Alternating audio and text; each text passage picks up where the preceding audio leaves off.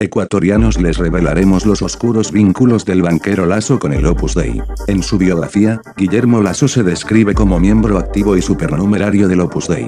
¿Pero qué es el Opus Dei?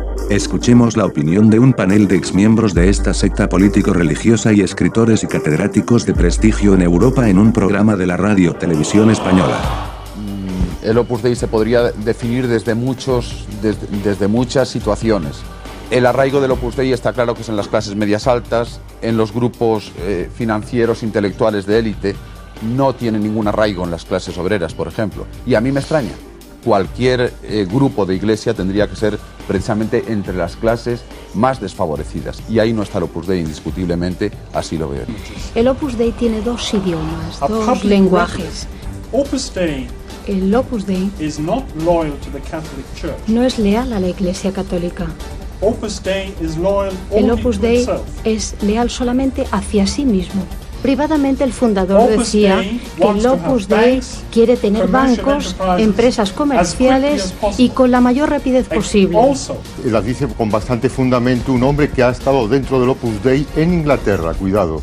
Guillermo Lasso Mendoza en su libro Cartas a mis hijos, publicado en el año 2011, manifiesta que es supernumerario del Opus Dei. Se pueden ver milagros, verdaderos milagros, como entender que el hoy presidente de uno de los grandes bancos españoles era un funcionario en nómina en el año 1953. Es decir, de muerto de hambre a terminar de presidente de un banco. Pero no por matrimonio ni por herencia, sino por un sistema que es más automático que de padres a hijos. Haya pasado un señor de botones de un banco a presidente del banco, si sea debido exclusivamente a que ese señor era del Opus Dei y que por tanto ha sido ayudado por fuerzas extrabancarias. Un joven bachiller aprendía el negocio de ser banquero gracias a que su cuñado era dueño del Banco de Guayaquil. Guillermo Lasso, sin ningún tipo de estudios, llegó a ser jefe departamental y años después, dueño absoluto del banco. Su cuñado, socio con los hermanos Isaías, en varios negocios, entregó el banco a Guillermo Lasso, quien devolvía el favor a todos los banqueros cuando trabajó en todos los gobiernos. Los miembros tienen que rendir todos sus derechos, tienen que rendir sus personalidades, tienen que rendir, entregar sus conciencias al Opus Dei, tienen que comportarse como si fueran unos pequeños tornillos en una maquinaria gigante.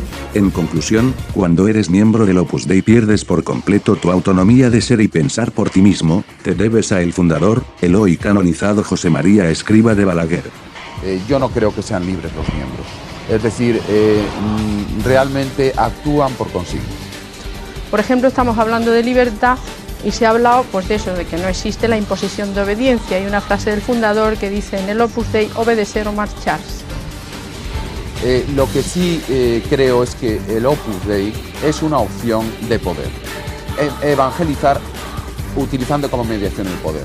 Entonces Lasso, candidato a la presidencia de la República de Ecuador, ¿es el verdadero Guillermo Lasso, obedece a los intereses de su secta político-religiosa? Saludos ciudadanos de Ecuador, somos anónimos, somos legión.